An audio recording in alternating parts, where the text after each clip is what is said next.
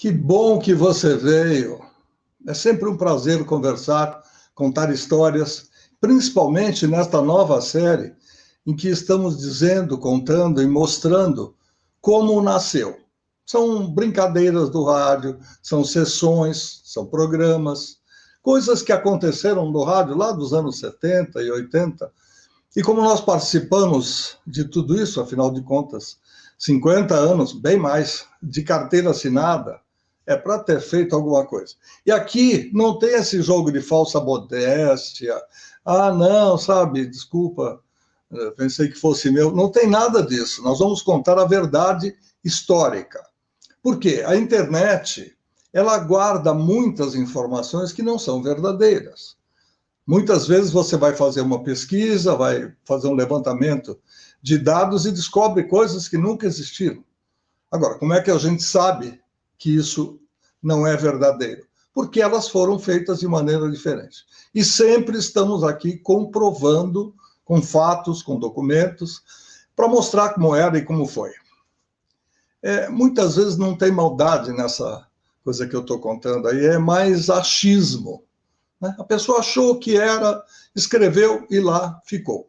Mas nós vamos mostrar aqui na série Como Nasceu, muitas coisas que vocês já ouviram no rádio, que vocês acompanharam, que os mais novos ainda não tiveram conhecimento, mas todo mundo vai saber como nasceu. Hoje nós vamos contar como nasceu o programa The Big Apple Show.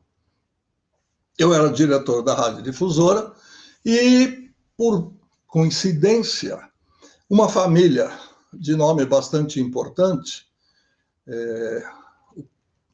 o chefe da família, ele era... Inicialmente, era um professor de educação física que virou um treinador muito importante, que foi cuidar do Santos Futebol Clube e que, de repente, fez o Pelé crescer. Aí ele se mudou para os Estados Unidos, levou o Pelé para lá, para o Cosmos, fizeram um contrato com a Warner, ele passou a ser, além do preparador físico e do sujeito que cuidava da vida do Pelé, ele passou a ser o manager. Muito bem. O professor Júlio Mazei levou a família, 2 filhos, esposa, e lá se foi para Nova York.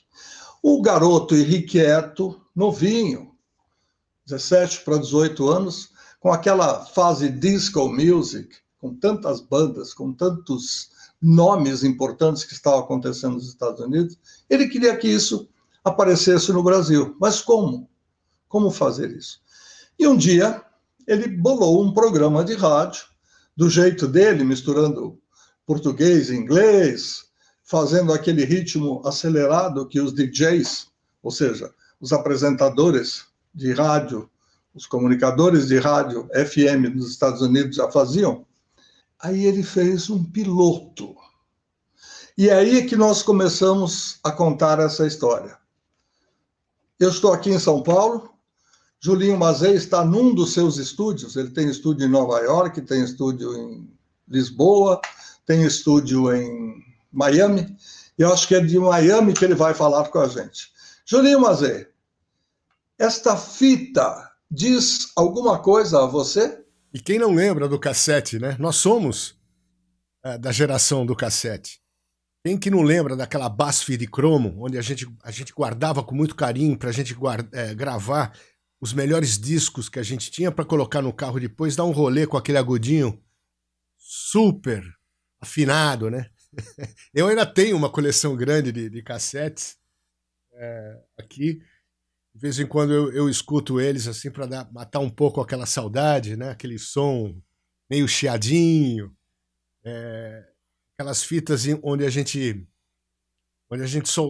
escutava a rádio segurando a pausa e esperando o locutor não falar, né? Para falar, não fala não, não fala não, não fala não. Aí, pum, ele não fala, aí ele solta, aí você pode gravar a música inteira, enfim, aquelas coisas, né? Que todos nós passamos. Essa geração, inclusive, não sabe nem o que é. Mas, antes de tudo, eu queria agradecer você, Luiz, pelo convite, né? De estar aqui presente nessa live, ao lado de pessoas tão icônicas, amigos, companheiros de equipe, e lembrando essa rádio tão icônica que nos marcou, né, muito em nossa trajetória e que entrou, sem dúvida, para os livros da história do rádio no Brasil. Eu me sinto privilegiado de poder ter participado de todo esse movimento difusora, de toda essa onda difusora, de toda essa loucura toda que houve, o sucesso grande que a rádio era, aquela briga infernal com a Excelsior. E eu agradeço a você, né, Luiz? Eu agradeço a você porque você foi o cara que abriu a porta para mim quando eu bati lá na porta com a fitinha debaixo do braço, né? Você lembra? Bom, eu vou contar um pouquinho a história aqui resumida, mas você, com essa sua memória exemplar, você, por favor, me corrija se eu estiver errado. Mas eu acho que, antes de a gente falar um pouquinho sobre a minha chegada na difusora, a gente precisa voltar ao tempo para que eu possa explicar como é que esse meu amor pela música e pelo rádio começou. Eu tive alegria, né, de poder viver num household com uma família muito musical ao meu lado. É uma longa história, cara, não vai dar para contar aqui. Mas, só para vocês terem uma ideia, o meu pai era professor de educação física da minha mãe na escola em São Carlos. Minha mãe muito linda, vinda de família muito, muito bem, muito rica. O meu pai, professor, Caxias, vindo de família humilde. Minha mãe linda, todo mundo queria sair com ela na escola, e meu pai ali de olho nela, né? Acanhado. Aí teve um dia que ele criou coragem e chegou para ela e falou: olha, se a senhora quiser passar de ano, a senhora vai ter que casar comigo. Foi praticamente assim que aconteceu. Minha mãe se formou, meu pai fez a pós-graduação dele em educação física nos Estados Unidos. Foi logo depois que eles casaram, eles vieram para Michigan State University, ficaram aqui 3 anos. Quando minha mãe voltou para o Brasil, voltou comigo na barriga. Então eu sou meio assim, meio americano, meio brasileiro.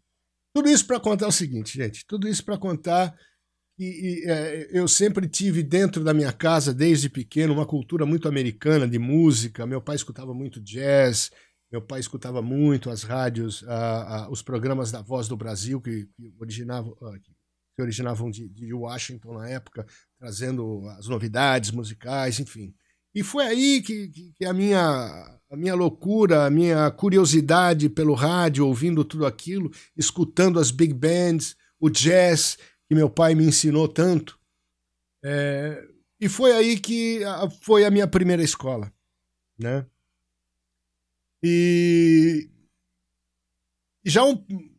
Mas o grande impacto do rádio mesmo começou em 75, quando meu pai foi convidado pelo Pelé a assessorar ele nos Estados Unidos, quando ele foi convidado pela Warner para jogar futebol no New York Cosmos. Minha família também foi junto com a família do Pelé para os Estados Unidos e a gente aterrissou em Nova York. E aí foi aquela loucura, recém-chegado de Santos, sem falar inglês, sem conhecer ninguém, aquela loucura. E eu lembro que eu ia para a escola todos os dias, aprender inglês, e quando eu voltava da escola eu ficava ligado nas rádios, eu ouvia a rádio dia e noite. Fui absorvendo toda aquela dinâmica do rádio americano da década de 70, que foi uma época extraordinária do rádio, uma época muito criativa, muito fértil do rádio. E eu ficava fascinado pela rapidez, pelo domínio de comunicação dos locutores na época, pelas promoções que eles faziam no ar. O rádio era muito diferente naquela época. Era uma magia muito grande.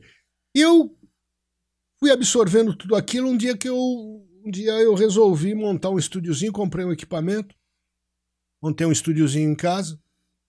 Nós morávamos no East Side, na 56 com a 2ª Avenida.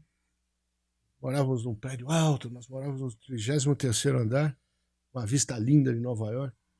Enfim, montei um estúdio ali, no meu quarto, e tentei, da minha maneira, passar um pouco, retratar um pouco do que eu havia absorvido, ou que estava absorvendo na época, em forma de programa de rádio. Montei um piloto, fui para o Brasil e bati na porta da difusora e encontrei o nosso querido Luiz, na época, diretor artístico da difusora, e ele, com aquela visão sempre que ele teve das coisas, ele logo entendeu que o que ele estava escutando ali era uma coisa super diferente e que poderia agradar muito ao público. E realmente foi um grande sucesso o programa na difusora. Minha primeira casa, minha primeira experiência de rádio, minha primeira produção de rádio foi lá. Então, eu sou muito privilegiado quanto a isso, de poder ter participado desse time maravilhoso de comunicadores, e locutores, radialistas, desse momento tão importante no rádio brasileiro. Foi muito legal. Eu me sinto muito feliz de poder ter a difusora no meu currículo de trabalho. E eu tenho a agradecer a você, né, Luiz? Pelo carinho, pela atenção, pela visão e pela oportunidade. Então foi daí que tudo surgiu. O resto foi uma sequência de muitas outras rádios, de muitos outros programas, de conquistar mais e mais audiências, enfim. Mas tudo, como tudo tem um começo, o meu foi também com vocês na difusora, e uma rádio que jamais será esquecida. Então esse foi praticamente a minha chegada na difusora,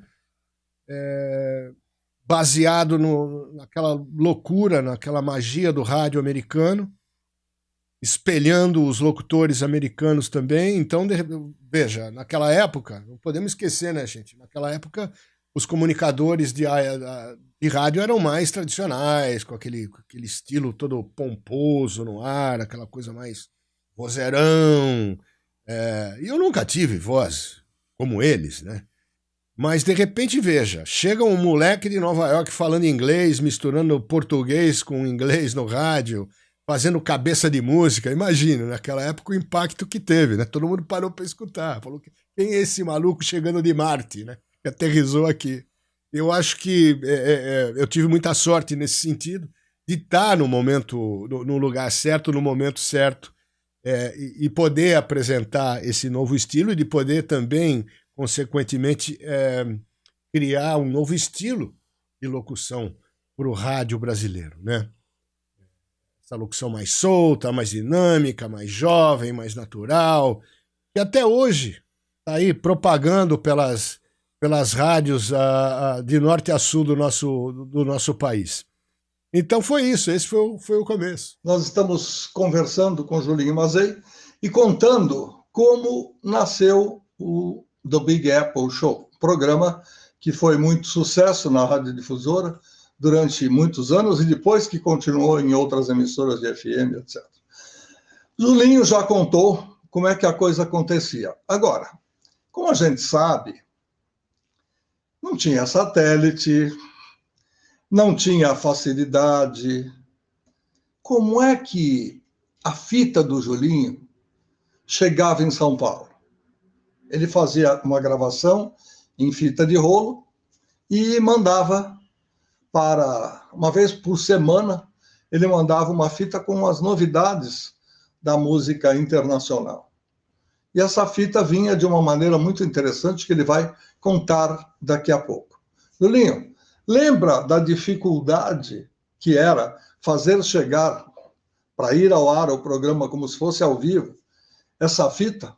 Conta pra gente. Então, o mecanismo do programa era muito interessante, os bastidores eram muito interessantes. Era uma época diferente, né, gente? Uma época que não existia internet, não tinha toda essa tecnologia, essa facilidade que a gente tem hoje. Mas eu acho que o mais interessante disso tudo é que quando o programa entrava no ar, na difusora, tinha aquele tom, aquela dinâmica de realmente estar ao vivo, né? E isso porque eu usava uma compressão, eu tinha o DBX 166, que até hoje eu até tenho aqui. Tenho até hoje. Só que é o de painel. E para mim é um dos melhores compressores que já existiu por rádio. Hoje existem outros, mas eu gosto muito dessa textura que ele dá. E eu comprimia muito o espectro, né? O áudio, eu comprimia muito. Então dava aquele tom, e que era uma coisa assim. E aquela relação de microfone com a música embaixo, as duas coisas se juntavam de uma maneira em que parecia que a gente estava um pouco distante e realmente era uma coisa ao vivo, quando na realidade não era fita, né? Eu tinha um estúdio em casa, a gente gravava, eu gravava em rolo, tinha 2 AKs 4000DS, tinha um equalizador gráfico, tinha um microfone Shure SM58, que tá ali, ó. Opa! Depois eu atendo. Deve ser alguém vendendo alguma coisa para variar. Aqui é a mesma coisa. Até hoje eu tenho um SM58, ele ali, ó. Depois eu mostro para vocês. Enfim, e era o que eu tinha, né? O DBX 166 segurando todo aquele sinal, tinha um GLI Mixer, e ali a gente fazia o programa, gravava, de vez em quando errava, pulava o disco, alguma coisa, e a gente tinha que ir no bloquinho de edição com a gilete e cortar a fita, e para deixar tudo certinho e deixar o programa pronto. E a partir do momento em que o programa estava pronto, aí a gente fazia o envio do programa. Mas o processo de produção do programa eu escutava muito rádio, escutava alguma coisa interessante que eu ia lá, anotava, colocava numa folhinha de papel e ia para a loja de disco, porque não tinha como fazer download naquela época. A gente tinha que ir para a loja de disco e comprar disco e pedir para o DJ da loja. Todas as lojas na época, existiam várias lojas icônicas naquela época de disco, a própria Tower lá na Broadway, lá para baixo na Broadway, e pegava o metrô, ia para lá, e passava o dia inteiro lá sentadinho, ouvindo o DJ tocando, falava, pô, escuta, eu gostei dessa, põe uma cópia aí para mim, reserva uma cópia. E aí a gente saía das lojas, chegava em casa com uma pilha de discos debaixo do braço para poder fazer o programa. E era um processo muito legal, gostoso. Hoje em dia a gente não tem mais isso, né? Eu não sei se é legal ou não, mas eu sempre adorei visitar lojas de disco e procurar os discos, enfim. Hoje em dia a gente já não tem tanto essa magia mais, e eu acho que é uma coisa tão gostosa, tão relaxante de você poder passar algumas horas dentro de uma loja de disco e absorver tudo aquilo lá. Mas enfim, o programa era feito dessa maneira, programa pronto, eu colocava as fitinhas debaixo do braço e ia para o Kennedy, saía ali da 56 com a segunda, onde eu morava, George Washington Bridge, Van Wyck Expressway, e Kennedy, o aeroporto Kennedy, parava o carro ali e ia para o terminal da nossa querida e saudosa Varig, no saguão de espera, onde todos os passageiros estavam lá. Vale lembrar também que naquela época não existiam voos diretos para São Paulo, era São Paulo-Rio, Rio-São Paulo. Então no saguão sempre existia aquela mistura entre cariocas ou passageiros que iam para o Rio de Janeiro e os passageiros que iam para São Paulo. Então a minha função era passar e perguntar para cada um se estavam indo para São Paulo, né? O meu approach ali com eles era assim, olha, boa noite, meu nome é Julinho Mazei, trabalho para a Rádio Difusora de São Paulo, faço um programa semanal, blá, blá, blá, blá, blá, blá. O senhor poderia levar as fitas do programa dessa semana? Tinha uns, a maioria levava, sem problema nenhum. Vale lembrar também, galera, que naquela época a segurança era outra, o mundo era outro. Era um mundo mais inocente naquela época. Hoje em dia, se eu fizer isso, eu vou preso na hora. Isso se eu conseguir chegar, né, no saguão do espera. Mas, enfim,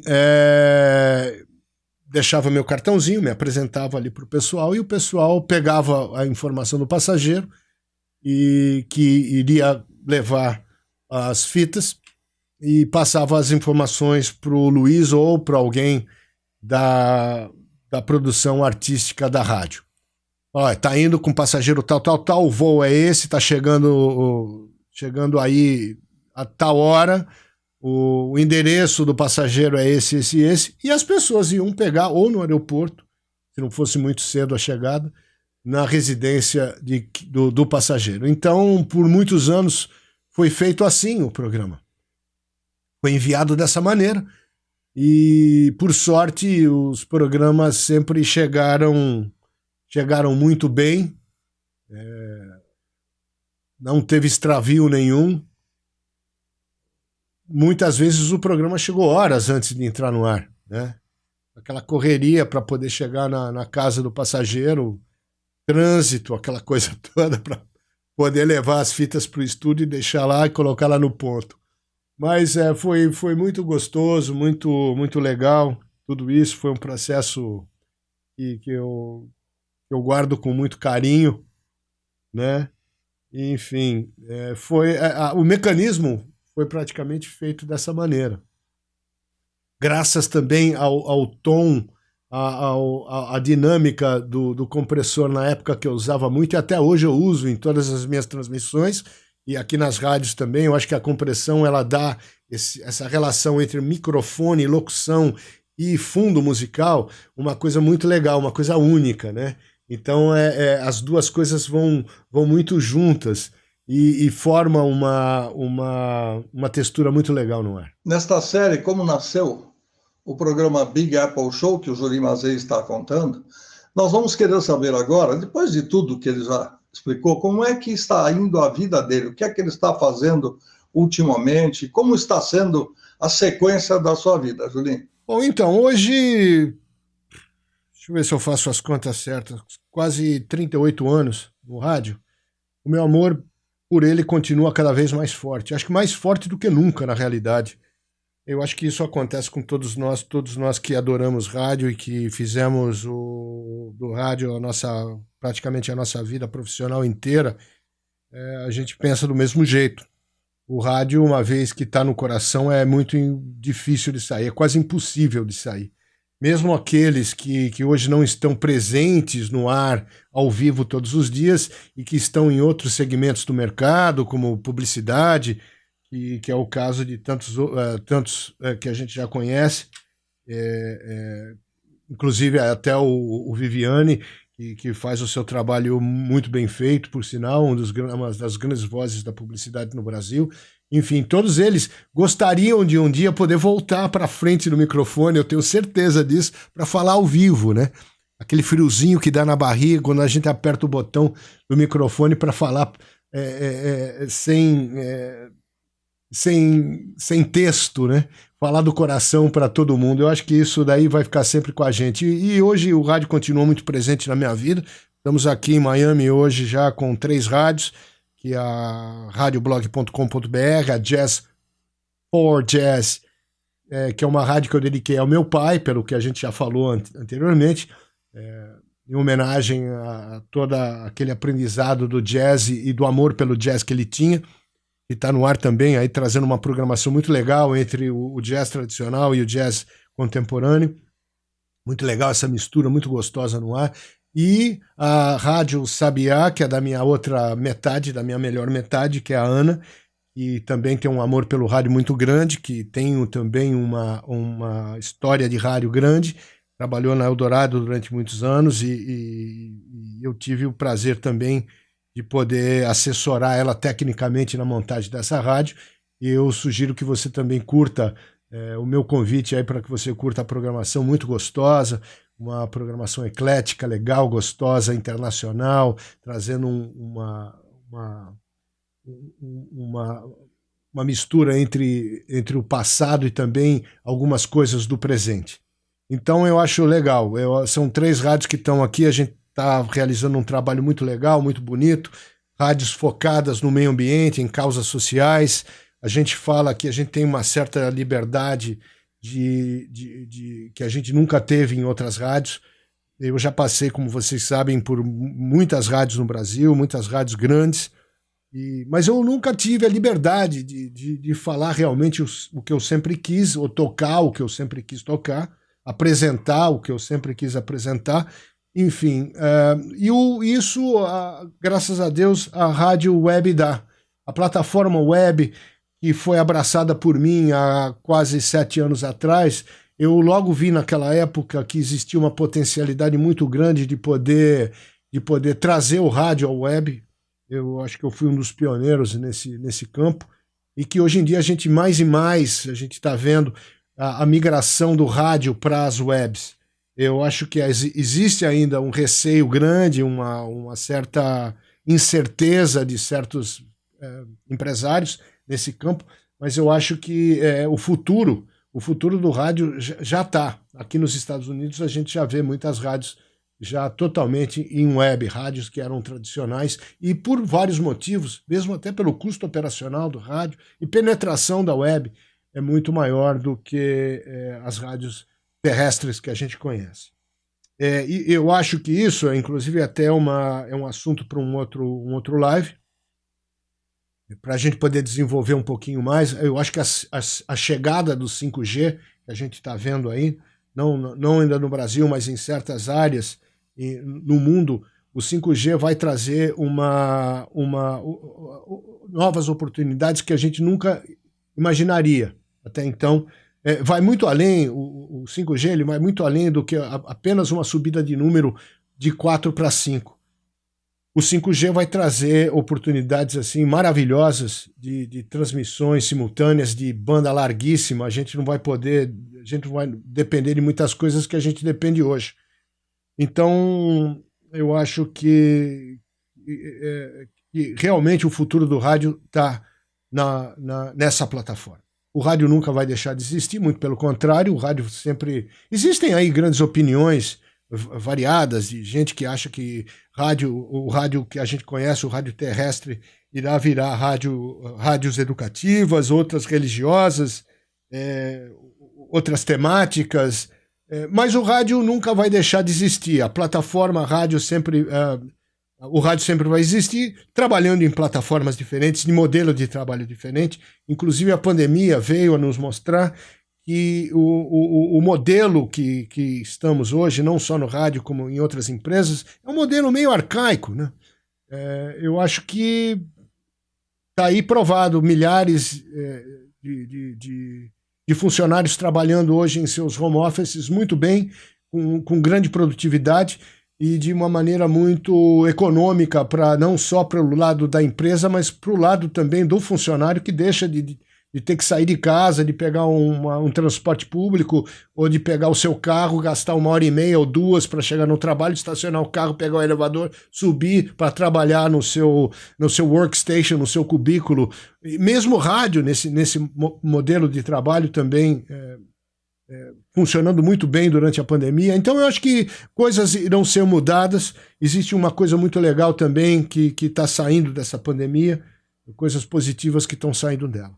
Então nós estamos hoje aqui trabalhando, fazendo um trabalho muito legal, muito gostoso, muito livre, muito aberto, falando do coração e não falando da boca, e não seguindo padrões já determinados, né? Nós estamos tentando sair daquele padrão da boiada, né? Onde o vaqueiro vai tocando o gado para a direita, tocando a boiada para a esquerda.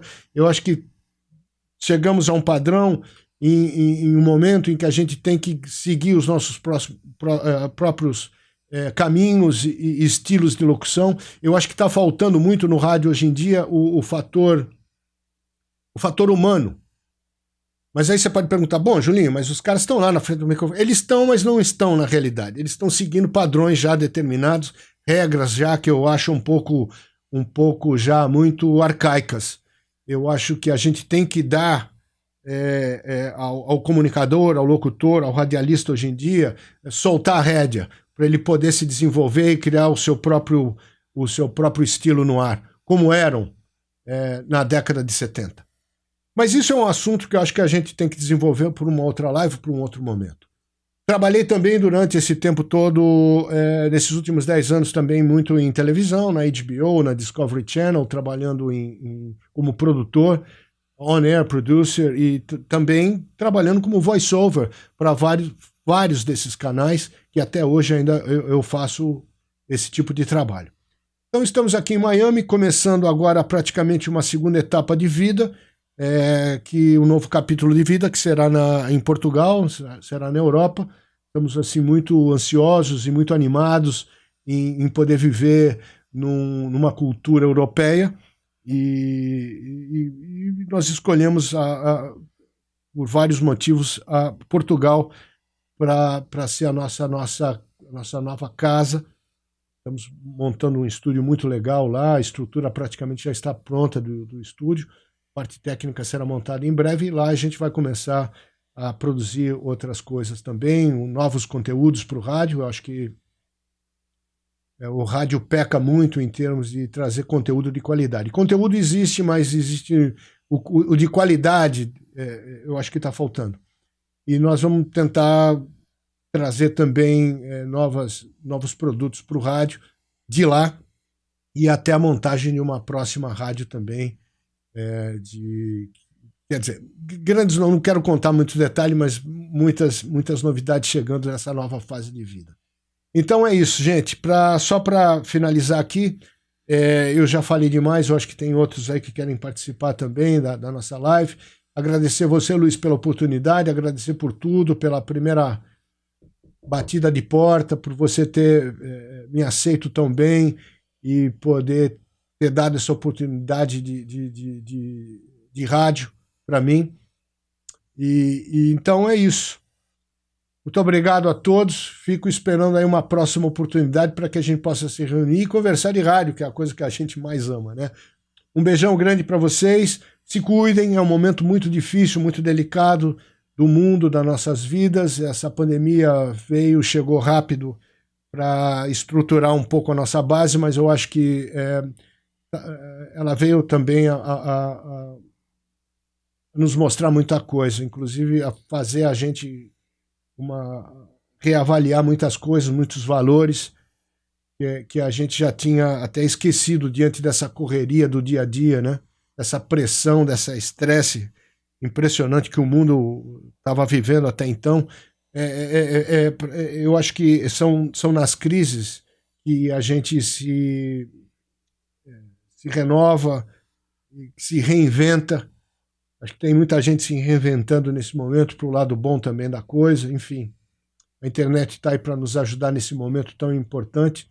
Está aqui uma prova hoje dessa live, de a gente estar cada um num canto, podendo trazer um pouco dessa história, registrar um pouco dessa história, que é importante a gente não poder... A história tem que ser preservada.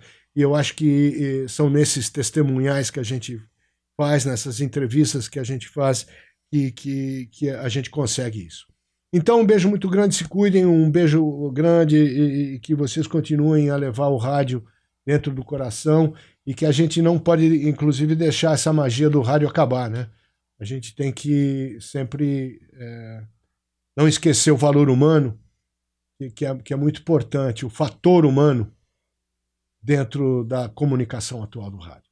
Um beijo muito grande para vocês, fiquem com Deus. Hoje você conheceu, dentro da série Como Nasceu, a história do programa The Big Apple Show, que o Julinho Mazei, protagonista, juntamente comigo, que era diretor da Rádio Difusora, ele contou essa história, e nós vamos continuar contando histórias maravilhosas do rádio e de novidades e coisas que aconteceram, sessões, brincadeiras. Muita coisa vai aparecer aqui nesta série. Fique conosco. No nosso canal do YouTube você tem todas as novidades, sempre que possível, não é todo dia, mas sempre que possível, uma vez por semana, você tem uma nova história da série Como Nasceu. Então, fique com a gente.